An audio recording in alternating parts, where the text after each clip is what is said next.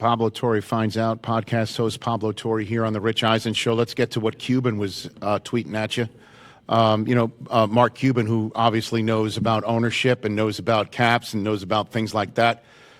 His tweet essentially was saying he wishes this was a circumvention of the cap because as a former competitor of the Clippers in Dallas, he says that Steve isn't that dumb. If he tried to feed Kawhi money, knowing what was at stake for him personally and his team, do you think he would let the company go bankrupt, knowing all the creditors would be visible to the world? He's basically saying that he got scammed by Aspiration and that scammers do scammy things, and that, the $300 million sponsorship deal with the Clippers in 2021 was a huge deal. The better the team does, the more value the sponsorship has. So why not give stolen money to help keep their best player if that actually makes perfect sense if they stole money from investors and want the Clippers to succeed? And what's your response? Your response to him was say, hey, come on the show, let's talk about it. First of all, is he gonna? And two, what's your response in the interim to what he was tweeting at you, basically saying that there's a reasonable explanation from the management suite as to what was going on with Cuban, with Ballmer, this company, and Kawhi?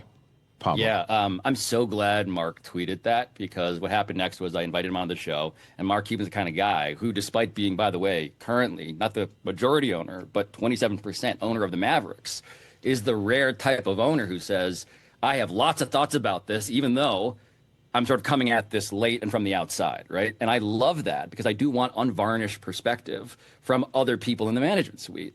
Now, notably, I have heard from other people in the management suite, in the executive class of the NBA and in sports in general after the story. None of them want to talk about this on Twitter, let alone with me on my show, but they have, I will say, thoughts that largely diverge from Mark Cuban's perspective. But the question of did Mark Cuban come on my show is where I get to now promote the fact that tomorrow's episode of Pablo Torre Finds Out is my conversation with Mark Cuban.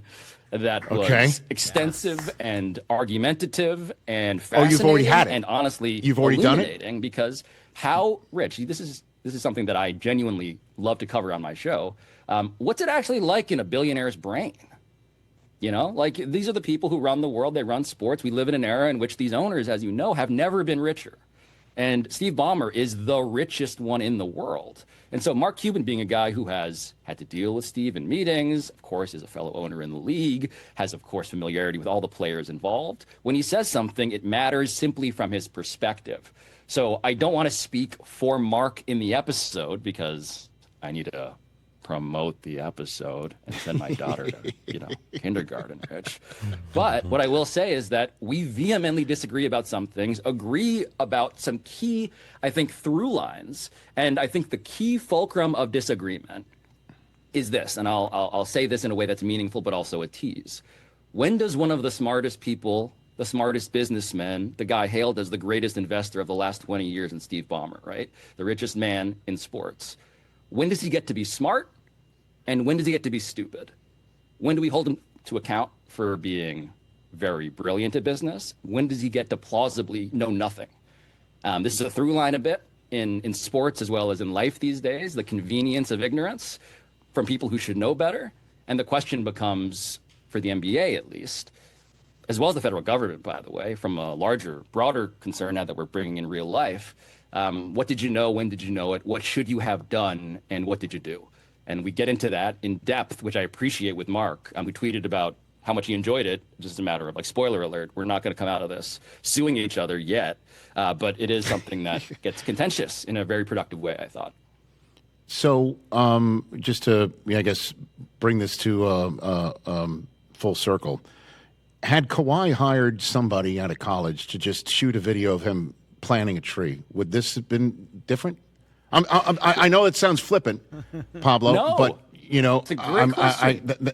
I mean, would this be different that he actually did something, and all it would cost literally would be a few $100s to hire somebody to create a reel, pop it on Instagram, pop it on TikTok, a YouTube short, Facebook, and then all of a sudden he's done something?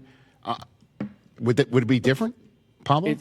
I think it would have been a different story, because this is a story ultimately about extreme people doing extreme things. I mean, the first part complimentary. These are extreme characters, the greatest athletes, the richest people. I mean, the latter in a more subjective way, extreme things, meaning how could you be so let's call it anti-strategic to not consider that all you had to do was anything. Like, it's not even that he had to do anything, right? Because the contract he signed, again, he fulfilled the terms of the contract, which said he didn't have to do anything. Really what I'm saying is, if they had just announced it, would this have been less suspicious? Because the way I found it, and this is where I think Mark and I, again, a bit of the foreshadowing here, the diverging, that happened was around the fact of Steve would never do this because this is so stupid.